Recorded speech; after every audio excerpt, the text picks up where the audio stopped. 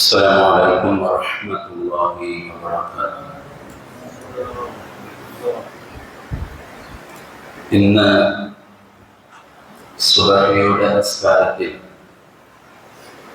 ഇമാം ഓതിയത് സൂറത്തുൽ അഅറാഫിലെ ആയത്തുകളാണ്. നിങ്ങൾ ശ്രദ്ധിച്ചിട്ടുണ്ടാകും, മൂസാ നബി അലൈഹിസ്സലാത്തു വസ്സലാമുമായി ബന്ധപ്പെട്ട പാഠം ഉൾക്കൊള്ളേണ്ടുന്ന ചരിത്ര സംഭവത്തെയാണ് ഇന്ന് സുബഹി നിസ്കാരത്തിൽ പാരായണം ചെയ്യപ്പെട്ടത്. കൂട്ടത്തിൽ മൂസാ നബി അലൈഹിസ്സലാത്തു വസ്സലാം പ്രാർത്ഥിച്ച ഒരു പ്രാർത്ഥന ആയത്തുകൾക്കിടയിലൂടെ കടന്നു വരികയുണ്ടായി. ഖാല റബ്ബി ഇഗ്ഫിർലി വലിഅഖി വഅദ്ഖിൽനി ഫീ റഹ്മതിക വഅൻത അർഹമുർ റഹീമീൻ. ഒരു പ്രതിസന്ധിയുടെ സമയത്ത് മൂസാ നബി അലൈഹിസ്സലാത്തു വസ്സലാം അല്ലാഹുവിനോട് പ്രാർത്ഥിച്ച പ്രാർത്ഥനയാണ്. പ്രാർത്ഥിക്കുന്നത് ഇങ്ങനെയാണ്: റബ്ബി ഇഗ്ഫിർലി വലിഅഖി, എനിക്കും എൻ്റെ സഹോദരൻ ഹാറൂനിനും നീ പുറത്തു തരണേ. വഅദ്ഖിൽനി ഫീ റഹ്മതിക, ഞങ്ങളെ നീ നിന്റെ റഹ്മത്തിൽ പ്രവേശിപ്പിക്കണമേ. വഅൻത അർഹമുർ റഹീമീൻ, നീ റഹ്മത്ത് ചെയ്യുന്നവരിൽ ഏറ്റവും കൂടുതൽ റഹ്മത്ത് ചെയ്യുന്നവനാണല്ലോ എന്നാണ് മൂസാ നബി അലൈഹിസ്സലാത്തു വസ്സലാം പറയുന്നത്. ഓർത്തു നോക്കൂ, മൂസാ നബി ആരാണ്? കലീമുള്ളയാണ് അലൈഹിസ്സലാത്തു വസ്സലാം. ഉലുൽ അസ്മുകളിൽപ്പെട്ട പ്രവാചകനാണ്.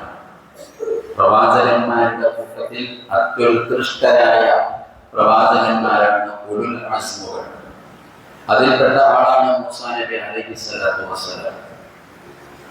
മാത്രമല്ല, അല്ലാഹുവിനോട് സംസാരിച്ച പ്രവാചകനാണ്, കലീമുല്ലാഹ് എന്നറിയപ്പെടുന്ന പ്രവാചകനാണ്. പരിശുദ്ധ ഖുർആനിൽ ഏറ്റവും കൂടുതൽ പേര് പറയപ്പെട്ട പ്രവാചകനാണ് മൂസാ നബി അലൈഹിസ്സലാത്തു വസ്സലാം. അത്രമേൽ ഉത്കൃഷ്ടരായ ആ പ്രവാചകനാണ് റഹ്മത്തിന് വേണ്ടി അല്ലാഹുവിനോട് ചോദിക്കുന്നത്. ഇതിൽ നിന്ന് നമ്മൾ മനസ്സിലാക്കേണ്ടത്, ലോകത്ത് അല്ലാഹുവിന്റെ റഹ്മത്ത് ആവശ്യമില്ലാത്തവർ ആരുമില്ല. എല്ലാ പ്രവാചകന്മാരും അല്ലാഹുവിന്റെ റഹ്മത്ത് അല്ലാഹുവിനോട് ചോദിച്ചവരാണ്. എല്ലാ സ്വാലിഹീങ്ങളും ഔലിയാക്കളും അല്ലാഹുവിന്റെ റഹ്മത്ത് അല്ലാഹുവിനോട് ചോദിച്ചവരാണ്.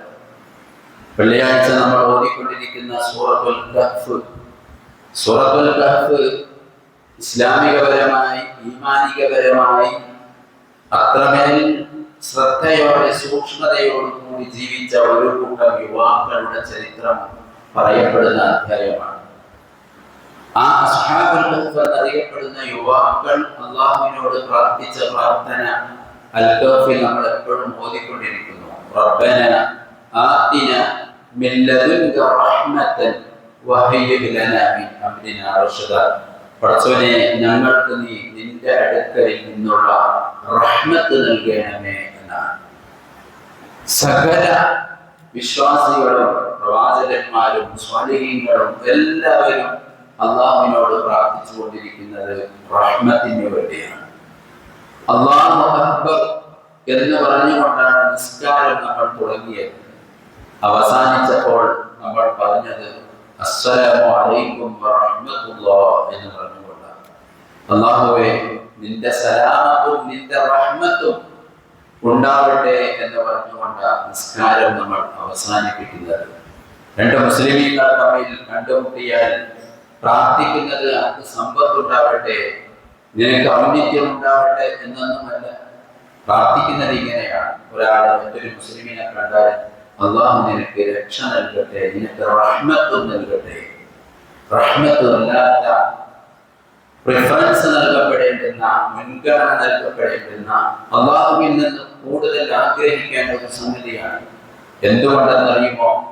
നമ്മുടെ ഈ കർമ്മങ്ങളും നമ്മുടെ ഈ കാട്ടിക്കൂട്ടലുകളും ഇതുകൊണ്ടൊന്നും നാളെ പരലോകത്ത് രക്ഷപ്പെടാൻ പോകുന്നില്ല. ഇതൊക്കെ റബ്ബ് സുബ്ഹാനഹു വ തആല നമ്മളോട് പറഞ്ഞു, നമ്മൾ ചെയ്യുന്നു. പക്ഷെ ഇതുകൊണ്ടൊന്നും രക്ഷപ്പെടാൻ പോകുന്നില്ല. അള്ളാഹുവിന്റെ അടുക്കൽ രക്ഷപ്പെടണമെങ്കിൽ അവന്റെ മഹളായ ഫദ്ലായ റഹ്മത്ത് തന്നെ അനിവാര്യമാണ്. തന്റെ ഭാര്യ മട്ടിലിരിക്കുമ്പോൾ റസൂലുള്ളാഹി സ്വല്ലല്ലാഹു അലൈഹി വസല്ലം തങ്ങൾ തന്റെ പ്രിയപ്പെട്ട ഭാര്യയായ ആയിഷ റളിയല്ലാഹു അൻഹയോട് പറയുന്നുണ്ട്, ആയിഷ, അല്ലാഹുവിന്റെ റഹ്മത്തില്ലെങ്കിൽ ഒരാളും രക്ഷപ്പെടാൻ പോകുന്നില്ല കേട്ടോ. സ്വന്തം ഭാര്യയോട് പ്രവാചകൻ പറയുകയാണ്, ഹബീബുനാ മുഹമ്മദുർ റസൂലുള്ളാഹി, ലോകത്തിന്റെ കരുണയാണ്, വമാ അർസൽനാക ഇല്ലാ റഹ്മത്തൻ ലിൽ ആലമീൻ, ലോകത്തിന്റെ കരുണയാണ് അങ്ങ് എന്ന് ഖുർആൻ വിശേഷിപ്പിച്ച റഹ്മത്തായ ഹബീബുനാ റസൂലുള്ളാഹി. പ്രവാചകൻ പറയാണ് ഭാര്യയോട്, ആയിഷ, ഒരാളും അല്ലാഹുവിന്റെ റഹ്മത്തില്ലാതെ രക്ഷപ്പെടുകയില്ല കേട്ടോ. ആയിഷ ബീവി റളിയല്ലാഹു അൻഹയ്ക്ക് സംശയം, നമുക്ക് സംശയമുള്ളത് പോലെ അതിനപ്പുറം ആയിഷ ബീവിക്ക് സംശയമാണ് റളിയല്ലാഹു അൻഹ. വലാ അൻത യാ റസൂലല്ലാഹ്, അല്ലാഹുവിന്റെ റസൂലേ, നിങ്ങൾക്കും അല്ലാഹുവിന്റെ റഹ്മത്ത് ഉണ്ടെങ്കിലേ രക്ഷപ്പെടാൻ കഴിയുകയുള്ളൂ. അങ്ങ് പ്രവാചകനല്ലേ, ഖാതിമുൽ അംബിയയല്ലേ, ലോക സൃഷ്ടിപ്പിന്റെ ഹേതുവല്ലേ, നാളെ സ്വർഗത്തിന്റെ കവാടം തുറക്കപ്പെടുന്ന ആദ്യത്തെ വ്യക്തിയല്ലേ, അങ്ങേക്കും അല്ലാഹുവിന്റെ റഹ്മത്ത് ആവശ്യമാണോ? അങ്ങ് വലിയ വലിയ ആരാധനാ കർമ്മങ്ങളുടെ ആധിക്യമുള്ള ആളല്ലേ, നിന്ന് നിസ്കരിച്ച് കാലിൽ നിന്ന് നീര് വീർത്തു വന്ന് അത്രമേൽ കഷ്ടപ്പെട്ട് അല്ലാഹുവിന്റെ കർമ്മം ചെയ്തവരല്ലേ, അങ്ങയുടെ കർമ്മ പുസ്തകത്തിൽ എത്ര എത്ര കർമ്മങ്ങളാണ് ഉള്ളത്. ആയിഷ ബീവി റളിയല്ലാഹു അൻഹ ചോദിക്കുമ്പോൾ റസൂലുള്ളാഹി സ്വല്ലല്ലാഹു അലൈഹി വസല്ലം പറയുന്നത് ഇതൊക്കെ ശരിയാണ്, പക്ഷേ വലാകിൻ യതഗമ്മദനി അല്ലാഹു റഹ്മ, അല്ലാഹുവിന്റെ റഹ്മത്ത് എന്നെ പൊതിഞ്ഞാലല്ലാതെ എനിക്ക് രക്ഷപ്പെടാൻ സാധ്യമല്ല എന്ന് ഹബീബുനാ റസൂലുള്ളാഹി സ്വല്ലല്ലാഹു അലൈഹി വസല്ലം. കരുണ വളരെ പ്രധാനമാണ്. വിശുദ്ധ റമദാനിന്റെ ആദ്യ 10 ഭൂരിഭാഗവും കഴിഞ്ഞുപോയി, റഹ്മത്തിന്റെ 10. ഇനി ശുഷ്കമായ ദിവസങ്ങൾ മാത്രമാണ് ബാക്കി നിൽക്കുന്നത്. റഹ്മത്തിന് വേണ്ടി പ്രത്യേകമായി അല്ലാഹു കോട്ട ചെയ്ത അവ്വലുഹു റഹ്മ, റമദാനിന്റെ ആദ്യ 10 റഹ്മത്തിന്റേതാണെന്ന് പറഞ്ഞ ദിവസം ഇനി പരിമിതമായി നിലനിൽക്കുകയാണ്. നമ്മൾ അല്ലാഹുവിനോട് കാര്യമായി ചോദിച്ചു വാങ്ങേണ്ടുന്ന ഒരു സംഗതിയാണ് അല്ലാഹു സുബ്ഹാനഹു വ തആലയുടെ റഹ്മത്ത് എന്ന് പറയുന്നത്. അല്ലാഹു അത് നമുക്ക് നൽകി അനുഗ്രഹിക്കുമാറാകട്ടെ. അവൻ അത് തരുമെന്ന് നമുക്ക് തീർച്ചയാണ്. കാരണം അവനെ കുറിച്ച് അവൻ പരിചയപ്പെടുത്തിയപ്പോൾ ഒക്കെയും പറഞ്ഞിരിക്കുന്നത് ഞാൻ വലിയ കാരുണ്യവാനാണ് എന്നാണ്. സൂറത്തുൽ ഫാത്തിഹയിൽ ബിസ്മില്ലാഹിർ റഹ്മാനിർ റഹീം എന്ന് ഇന്ന് ഫാത്തിഹ ഓതിയപ്പോഴും നമ്മൾ പറഞ്ഞു, ബിസ്മി പറഞ്ഞപ്പോൾ 2 തവണയാണ് അവന്റെ റഹ്മത്ത് പറഞ്ഞത്. റഹ്മാൻ റഹീം 2 തവണ, ഒരായത്ത് ഓതിയപ്പോഴേക്കും 2 തവണ അല്ലാഹുവിന്റെ റഹ്മത്ത് നമ്മൾ പറഞ്ഞു. തീർന്നില്ല, അൽഹംദുലില്ലാഹി റബ്ബിൽ ആലമീൻ, പിന്നെയും അതാ വരുന്നു അർ-റഹ്മാനിർ റഹീം.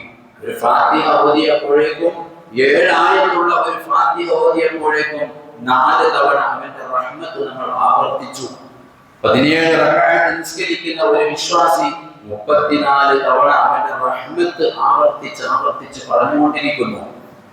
അല്ലാഹു പറഞ്ഞത് ഇങ്ങനെയാണ്, നാളെ അല്ലാഹു സുബ്ഹാനഹു വ തആല അർശിന്റെ ഭാഗത്ത് എഴുതി വെച്ചിരിക്കുന്നത് വറഹ്മതി വസിഅത് കുല്ല ഷൈ, എന്റെ റഹ്മത്താണ് എന്റെ ഉളവിനേക്കാൾ മികച്ചു നിൽക്കുന്നതെന്നും എന്റെ റഹ്മത്താണ് ഇവിടെ വിശാലമായതെന്നും അല്ലാഹു സുബ്ഹാനഹു വ തആല നമുക്ക് പരിചയപ്പെടുത്തി തരുന്നു. അത്രമേൽ റഹ്മത്ത് ചെയ്യുന്നവരാണ്. ഒരാട് തന്റെ ആട്ടിൻകുട്ടിക്ക് പാല് കൊടുക്കുമ്പോൾ ആ വലിയ തള്ളയാട് തന്റെ കുട്ടിക്ക് പാല് കുടിക്കുമ്പോൾ തന്റെ 2 കാലുകൾ ഇങ്ങനെ അകത്തി വെച്ചിരിക്കുന്നു.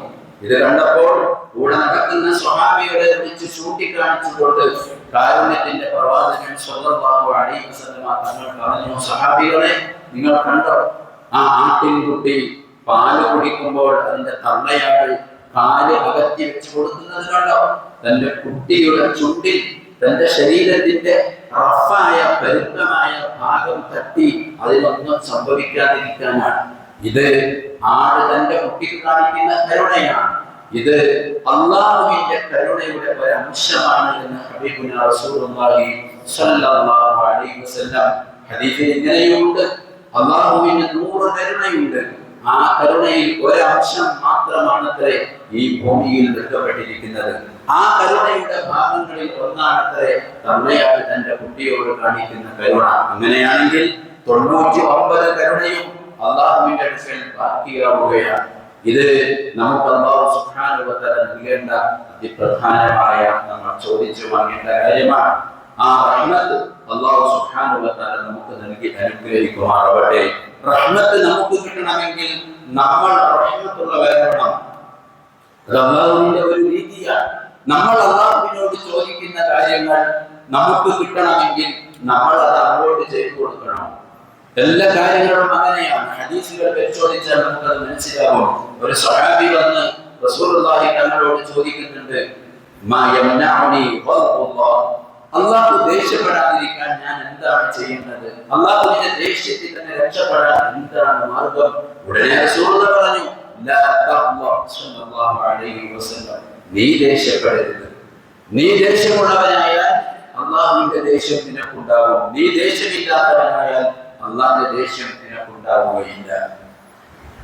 മൻ ഫറദല്ലാഹു ഖുർബതൻ മിൻ ഖുറബി ദുനിയ, ദുനിയാവിൽ ഒരു മനുഷ്യൻ മറ്റൊരാളുടെ ബുദ്ധിമുട്ട് നീക്കി കൊടുത്താൽ ഫറദല്ലാഹു അൻ, അല്ലാഹു സുബ്ഹാനഹു വ തആല അവന്റെ 2 ലോകത്തുമുള്ള ബുദ്ധിമുട്ടുകൾ നീക്കി കൊടുക്കും എന്നാണ്. നമ്മൾ എന്ത് ചെയ്യുന്നുവോ അല്ലാഹുവിൽ നിന്ന് നമ്മൾ ആഗ്രഹിക്കുന്നത് നമ്മുടെ സൃഷ്ടികൾക്കിടയിൽ ചെയ്യാൻ സാധിക്കണം. റഹ്മത്തും അങ്ങനെയാണ്.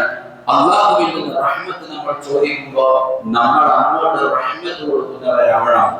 പാവങ്ങളോട് സഹകരിച്ചും അവർക്ക് സാന്ത്വനം നൽകിയും അവരുടെ കാരുണ്യ പ്രവർത്തനങ്ങളിൽ പങ്കാളികളാവുകയും കയ്യിലില്ലാത്തവന്റെ കണ്ണീരൊപ്പാൻ കൃത്യമായ തരത്തിൽ മനസ്സാവാച കർമ്മണ പ്രവർത്തിക്കുകയും ഒക്കെ ചെയ്യേണ്ട സമയമാണ്. അതൊക്കെ ചെയ്തുകൊണ്ടായിരിക്കണം നമ്മൾ റഹ്മത്ത് പറയേണ്ടത്. മറ്റുള്ളവരുടെ ദുഃഖങ്ങൾ അറിയാതെ, പ്രയാസങ്ങൾ അറിയാതെ, കഴിയുന്ന പോലെ അവരുടെ കണ്ണീരൊപ്പാൻ ശ്രമിക്കാതെ രാജാതിരാജനായ റബ്ബിനോട് എനിക്ക് നീ കരുണ തരണം എന്ന് ചോദിക്കുന്നത് ഒരു തരത്തിൽ ഒരു കാപട്യമാണ്. അല്ലാഹു രക്ഷപ്പെടുത്തുമാറാവട്ടെ. സൃഷ്ടികൾക്കിടയിൽ മൻ ലാ യർഹമു ലാ യർഹം, കരുണ ചെയ്യാത്തവന് കരുണ കിട്ടപ്പെടുകയില്ല എന്ന് റസൂലുള്ളാഹി സ്വല്ലല്ലാഹു അലൈഹി വസല്ലം അല്പ ദിവസം കാരുണ്യത്തിന്റെ ബാക്കി നിൽക്കെ കരുണ ചെയ്യുകയും അള്ളാഹുവിനോട് കരുണ ചോദിച്ചു വാങ്ങുകയും ചെയ്യുന്ന സത്യവിശ്വാസികളിൽ നമ്മൾ ഉൾപ്പെടേണ്ടതുണ്ട്. തൗഫീഖ് നൽകുമാറാവട്ടെ. അവന്റെ വലിയ കരുണ ഒന്നുമല്ലാത്ത സാധുക്കളായ നമുക്ക് നൽകി അവന്റെ കരുണ കൊണ്ട് രക്ഷപ്പെടുന്ന സൗഭാഗ്യവാന്മാരിൽ അല്ലാഹു നമ്മെ ഉൾപ്പെടുത്തി അനുഗ്രഹിക്കുമാറാവട്ടെ. ഒരുപാട് ആളുകൾ ദുആ കൊണ്ട് വസിയത്ത് ചെയ്തിട്ടുണ്ട്. അല്ലാഹു എല്ലാവരുടെയും സന്ദേശങ്ങൾ പൂർത്തീകരിക്കുമാറാവട്ടെ. സഭാ കോളേജിലെ വിദ്യാർത്ഥികൾക്ക് നോമ്പ് തുറപ്പെടുത്തുന്നവർ, അനുബന്ധ സൗകര്യങ്ങൾ ഏർപ്പെടുത്തി കൊടുക്കുന്നവർ എല്ലാവരും ദുആ കൊണ്ട് വസിയത്ത് ചെയ്തിട്ടുണ്ട്. ഇന്നലെ ഒരു സഹോദരി പ്രത്യേകമായി ദുആ ചെയ്യണമെന്ന് പറഞ്ഞ് അവർ നോമ്പ് തുറ ഏർപ്പെടുത്തിയിരുന്നു. ആ സഹോദരിക്ക് അല്ലാഹു സുബ്ഹാനഹു വ തആല എല്ലാ തരത്തിലുള്ള ഖൈറും ബറക്കത്തും നൽകുമാറാവട്ടെ. അവരുടെ രോഗങ്ങൾ അല്ലാഹു ശിഫ കൊടുക്കുമാറാവട്ടെ.